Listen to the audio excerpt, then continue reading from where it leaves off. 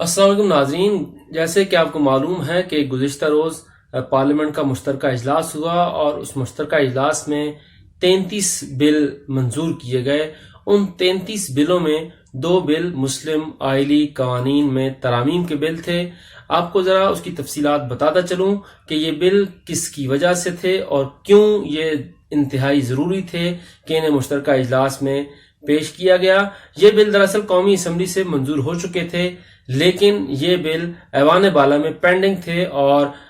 Senate की कायमा committee कानून इंसाफ इन बिलों का मजीद जायजा ले रही थी और इन बिलों पर एतराजात भी किए गए थे और ये कहा गया था कायमा कमेटी सेनेट की तरफ से कि ये बिल फिरका वाराना है, जिसके बाद इस्लामी नजरियाती कौंसिल की तरफ से भी वजाहत की गई कि ये आइली कवानीन का मामला है, ये फिरका वाराना मामला नहीं है और ये ज़रूरी है कि मुल्क में रहने वाले तमाम मकातब फ़िक्र को उनकी फ़िक्र के मुताबिक ज़िंदगी गुजारने दी जाए और उनके जो मसाइल हैं वो कानूनी लिहाज से उन शरई तकाज़ों के मुताबिक हल हों जो शरई तकाज़े मुतल्लिका फ़िक्र के हैं। इस वजह से ये कानून साजी ज़रूरी थी। तो इस हवाले से ये 2 बिल जो आपको अभी स्क्रीन पर नज़र आ रहे हैं मुस्लिम आइली कवानीन हैं। ये एक बिल जो है वो तलाक से मुतालिक है और दूसरा बिल मीरास से मुतालिक है। और जो बिल मीरास से मुतालिक है उसके बारे में ये कहा गया है कि कोई अहलतिशी मर्द फौत हो जाए तो उसकी खातून को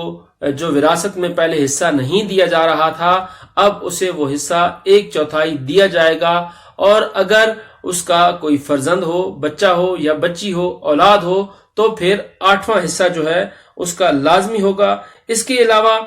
ये कहा गया है कि अगर मरहूम की 2 या जायद बेवा हों तो ज़ैली दफा 2 में मज़कूरा के मुताबिक उनमें हिस्सा बराबर तकसीम होगा। और नाज़रीन, जो दूसरा बिल है वो बिल है मुस्लिम आइली कवानीन 1961 में तलाक से मुतालिक और ये एक्ट जो है मुस्लिम आइली कवानीन 2021 के नाम से मौसूम होगा। नाज़रीन, ये 2 कवानीन जो हैं वो कल मंजूर किए गए हैं और जो पहला कानून है वो मुस्लिम आइली कवानीन 1961 में तरमीम का कानून है और वो कानून विरासत से मुतालिक है और दूसरा जो कानून है वो अहलतशय्यो के तलाक के मसाइल से मुतालिक कानून है। तो ये कानून कल मुश्तरका इजलास ने मंजूर किए हैं। इनकी बुनियादी वजूहात क्या थी इन कवानीन को पेश करने की? दरअसल एक केस जो है वो गुज़िश्ता दौर हुकूमत यानी मुस्लिम लीग नून के दौर हुकूमत में आया और सुप्रीम कोर्ट की तरफ से ये अहकामात जारी किए गए कि मुल्क में जितने मकातब फ़िक्र हैं उनकी फ़िक्री और शरई ज़रूरियात को पूरी करने के लिए कानून साजी होनी चाहिए। इस वजह से फिर एक वजारत कानून और इंसाफ में 5 रुकनी कमेटी बनाई गई। उस कमेटी में अहलतशी उलमाए किराम को भी नुमाइंदगी दी गई और उसने एक ड्राफ्ट तैयार किया। फिर वो ड्राफ्ट 2017 में कौमी असम्बली में ये ड्राफ्ट पेश हुआ, जिसके बाद इस ड्राफ्ट को मुतल्लिका कायमा कमेटी यानी वजारत कानून और इंसाफ की जो कायमा कमेटी बराए कानून और इंसाफ कौमी असम्बली में थी उसे भिजवाया गया। उसने इसका जायजा लिया और उसके बाद फिर ये बिल जो है वो कौमी असम्बली में आया और कौमी असम्बली में आते आते हुकूमत तब्दील हो गई और पाकिस्तान तहरीक इंसाफ हुक्मरान जमात आई। उस दौर में ये बिल दोबारा जो है वो टेबल हुआ, इसके ऊपर फिर बहस हुई और बहस के बाद फिर ये बिल 2020 में कौमी असम्बली से मंजूर होता है और 2020 में जब ये मंजूर हुआ उसके बाद ये बिल सेनेट को चला गया, लेकिन फिर ये बिल सेनेट में जाके पेंडिंग हो गया क्योंकि सेनेट में ये एतराज किया गया कि ये बिल फिरका वाराना बुनियादों पर है, इसलिए इसे मजीद इस पर गौर किया जाए और इसकी नुकात को देखा जाए और उसके बाद फिर फैसला किया जाए। जब ये बात अहलतशी हलकों तक पहुंची तो उसके बाद एक नुमाइंदा वफ़द तश्कील दिया गया जिसने चेयरमैन सेनेट के साथ मुलाकात की, जिसने कायमा कमेटी कानून और इंसाफ के चेयरमैन अली जफर के साथ मुलाकात की और उसके साथ साथ दीगर जो मेंबरान थे उनके साथ मुलाकात की और उन्हें यह बताया कि यह बिल इस्लामी नजरियाती कौंसिल के जरिए आया है और इस्लामी नजरियाती कौंसिल से होकर यह बिल पहले कौमी असम्बली में गया और कौमी असम्बली से अब यह बिल सेनेट में आया है। تو یہ شرعی ضروریات پوری کرنے کے لیے ضروری بل ہے، اس لیے اسے ایوان بالا منظور کرے، لیکن یہ بل پینڈنگ رہے۔ اور اس کے بعد اب جب حکومت مشترکہ اجلاس جس نے بلایا، کیونکہ اس کے بہت سے بل خصوصاً الیکٹرانک ووٹنگ مشین کا بل جو تھا وہ پینڈنگ تھا، سمندر پار پاکستانیز کا بل پینڈنگ تھا، اس کے ساتھ ساتھ رفائی اداروں سے متعلق بل پینڈنگ تھا، اسلام آباد کا قانون کرایہ داری پینڈنگ تھا، اور بچوں کو زیادتیوں سے بچانے کے لیے سزاؤں سے متعلق جو بل تھا وہ پینڈنگ تھا، اور زنا بالجبر کا جو بل تھا وہ بھی پینڈنگ تھا۔ تو یہ تمام بل پھر اکٹھے کیے گئے اور انہیں مشترکہ اجلاس میں پیش کیا گیا، اور اس کے بعد یہ بل منظور ہوئے۔ اس حوالے سے اسلامی نظریاتی کونسل کا کیا موقف ہے؟ چیئرمین اسلامی نظریاتی کونسل ڈاکٹر قبلہ ایاز سے ہم نے استفسار کیا، انہوں نے اس پر کیا کہا، آپ ان کی رائے سماعت فرمائیے۔ بسم اللہ الرحمن الرحیم۔ یہ جو ترمیم شیعہ مسلک کے حوالے سے میراث بے وقار کے موضوع پہ تھی، یہ تو آئینی طور پہ اس میں یہ اسلامی نظریاتی کونسل نے یہی کہا کہ گنجائش ہے کہ جو آئینی مسائل ہیں، آئینی مسائل میں ہر فقہ جو ہے اس کو اجازت ہے کہ اپنی فقہی تعمیرات کے مطابق عمل کرے۔ اسی بل کے حوالے سے جید عالم دین علامہ افتخار حسین نقوی جو کہ اسلامی نظریاتی کونسل کے بارہا ممبر رہے ہیں، وہ کیا کہتے ہیں، ان کی زبانی سماعت فرمائی۔ بسم اللہ الرحمن الرحیم۔ یہ بل جو ہے یہ مسلم عالی قوانین جو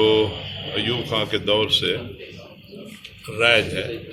اس کے تحت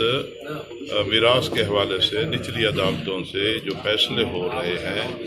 وہ یوں فیصلہ ہوتا ہے کہ اگر کوئی شیعہ بیوہ جس کے شوہر کی اولاد نہیں ہے اس کو میراث نہیں دی جاتی، جبکہ شیعہ فقہی مسلک جو موجودہ اس وقت ہے اور ہمارے جو مجتہدین نظام ہیں ان کے فتاویٰ ہیں وہ یہ ہے کہ اس کو میراث ملنی چاہیے۔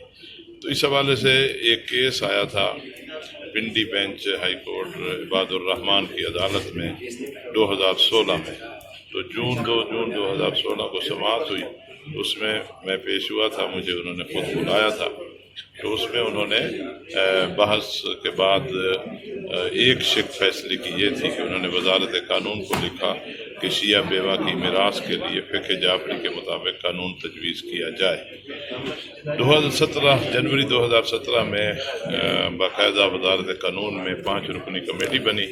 جس میں میں بھی موجود تھا اور ہماری اسلامی نظریاتی کونسل کے سیکرٹری بھی اس کا رکن تھے۔ اس کے کئی اجلاس ہوئے، اس میں ایک ڈرافٹ تیار ہوا، اس کو البتہ